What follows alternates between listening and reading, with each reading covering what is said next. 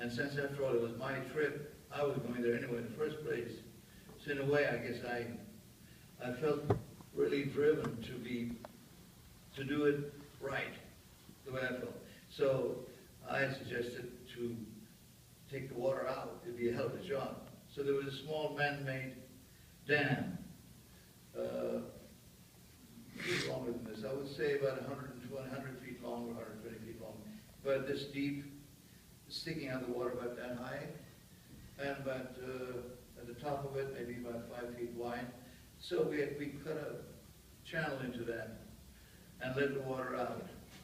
That was a remarkably exciting thing to do, by the way.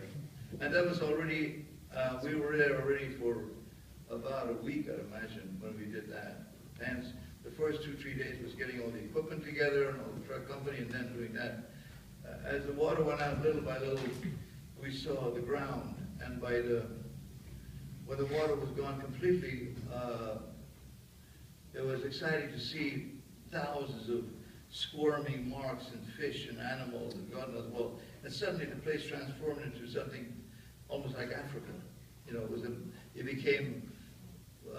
it took over the place. And then when we went home to sleep together in a small little rail carriage that Stanley had moved into the middle of the field years before the stream was swept over there, about 5 miles, or no, 8 miles, 9 miles possibly, from the main house, or 10 miles, I would say, maybe 2 miles from the road into the fields. And so we'd be right near it, maybe about a mile or so near it. As we went back on the second day or third day, the water having gone out and dried, we saw the cracks start to appear, and the cracks got wider. That's one of the dramatic things that I like to photograph enormously that was used, that Dee Dee used for the card, which is Nancy with the camera. That was Ava. With Ava took a picture. No, Richard took a picture. A picture too. But Ava chose it. I thought that was very nice. Oh, very nicely she chose it, yeah. But in any case, you can see the cracks going into infinity, and every now and then, even though the film is sort of grainy a little bit, you can tell that the cracks are big cracks, and the depth of the cracks, usually normally if you have some mud or something, the crack kind of lifts very slightly, and possibly about, quarter of an inch, half an inch, possibly 1 inch. These were clumps about 3-4 inches thick. So they're like monster cracks, you know. And so both Rich and I got really excited when we saw that. It was like, you couldn't even look at it after a while. And it got wilder and wilder and wilder. And then of course we had to wait till that completely dried. As we started to work into that, both the sound, the relationship to the earth, and also seeing what we were doing, even though knowing that with the water coming back, the base of it would be filled with water again, but it allows us to answer your question in a formal way, to make sure we end up with a perfect form. Because the piece, basically, I don't know if you're aware of it, starts from the water, comes out of the water very gradually, and that's possibly about 15 feet, goes onto the shore, or the beach, so to speak, and then turns and curves back into the water.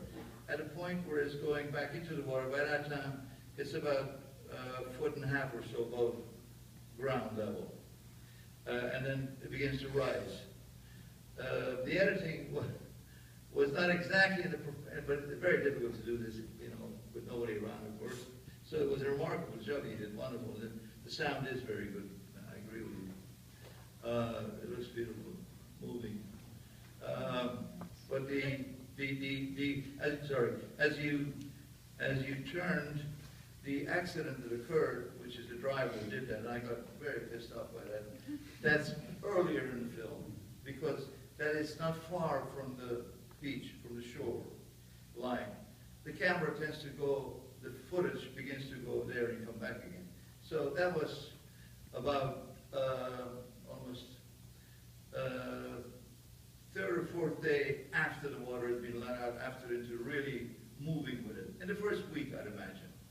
But thereafter, I would like to say it, whether you believe me or not, it's your business. I I don't care.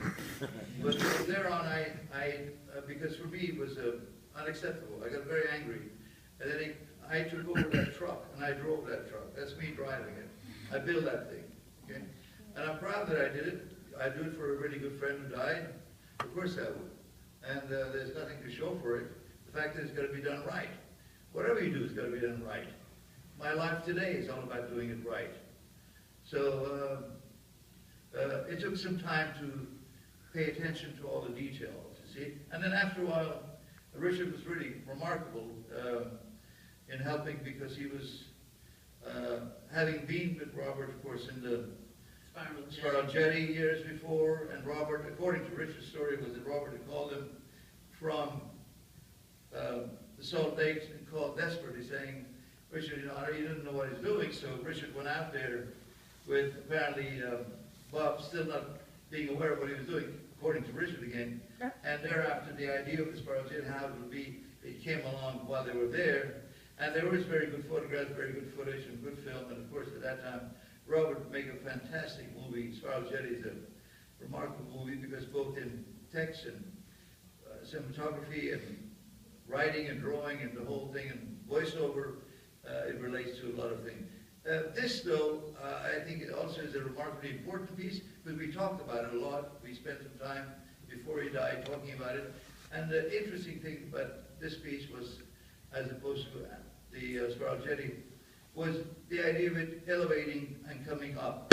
So as a spiral to rise above. And again, on film you don't see it, but the rise is quite substantial.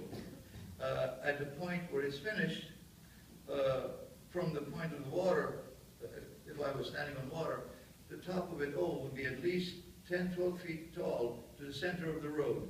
So that as a mass, if you can wonder, and the top of it, of course, being approximately 10, 12 feet wide, which is slightly wider in truck, as you see that, all the tractors and truck that go by. There was only maybe 2 feet space, 2.5 feet, sometimes space. Every now and then he's angry, and even now I get angry when I see the drivers or even the Caterpillar, they would pull back slightly, get more of an angle, because you're supposed to just stay, not to make it any wider, see? So the tailoring of that shape was very important. How you... Actually, what the real problem was, once the truck got out there, there was no way to turn it around, so it had to be backed out each time, which was the hard part. Very hard. Yeah, that's right. And I had never driven a truck, and these trucks from here they look normal, but they're like pre-dinosaur era, extremely rusty and very old, and the gear shifting is a knob with a huge long metal bar, and then it kicks back, you know. And then driving it is all really rusty and old and beat up, you know, really rough. And I had never driven one, and then going backwards, but making sure that there was a professional driver, not only with all fully loaded, went backwards. I could tell even from if you rewatch that film, you see time and again he's off the line. Time and again he goes there and comes back again. He goes there and time and again he's way off the line. You can see that. You can see this. He hadn't done it before. He wasn't a good driver. He wasn't connected to the project. He didn't care. He didn't know what he was doing. And inevitably, I was angry from the beginning. I could see it happening.